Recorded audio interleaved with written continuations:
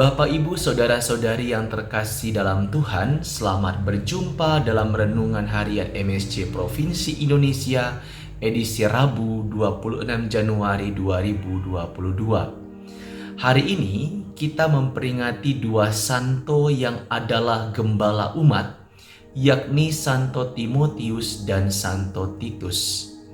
Santo Timotius menjadi Kristen ketika Santo Paulus mengunjungi Likaonia.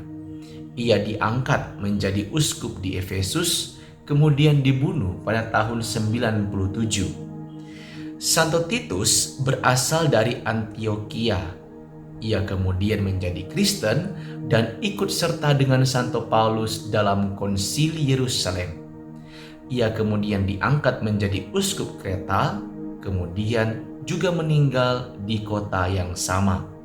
Santo Paulus menulis surat kepada dua gembala ini yang masih bisa kita baca dalam kitab suci Perjanjian Baru, yakni surat-surat Rasul Paulus kepada Timotius dan surat Paulus kepada Titus. Kedua orang kudus ini adalah uskup yang berdedikasi dalam pewartaan dan penggembalaan umat. Saudara-saudari yang terkasih dalam Tuhan, bacaan Injil hari ini mengambil kisah Tuhan Yesus sedang menceritakan perumpamaan seorang penabur. Ada yang menarik dalam teks Injil hari ini. Tuhan Yesus bersabda, "Kepadamu telah diberikan rahasia kerajaan Allah." Kata-"mu" di sini merujuk kepada para pengikut dan para rasul Tuhan Yesus. Artinya, secara singkat, yang memahami dan bisa mengajar apa yang dikatakan oleh Tuhan Yesus hanyalah para rasul dan para murid. Dasar iman kita juga terletak pada pengajaran para rasul ini. Setelah para rasul Tuhan Yesus wafat, suksesi apostolik dan pengajaran tidak berhenti. Pewartaan akan keselamatan dan penggembalaan umat Allah tidak berhenti, melainkan diteruskan oleh para uskup. Dengan kata lain, pengganti para rasul adalah para uskup. Uskup dari bahasa Arab uskuf, yang dari bahasa Yunaninya episkopos, artinya pengawas atau penilik atau wali gereja.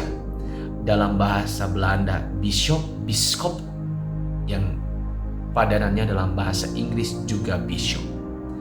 Tugas uskup adalah menggembalakan kawanan umat Allah yang dipercayakan kepadanya, mengajar umat dalam kebenaran iman dan moral, dan tentu saja selaku imam menguduskan umat Allah. Bapak, Ibu, Saudara-saudari yang terkasih, mari kita doakan para uskup kita agar dengan iman yang kokoh, dengan jiwa seorang bapa serta semangat seorang gembala, para uskup dapat mengajar kita dalam iman Katolik yang sejati dan menuntun kita tentang moral Kristiani yang terang.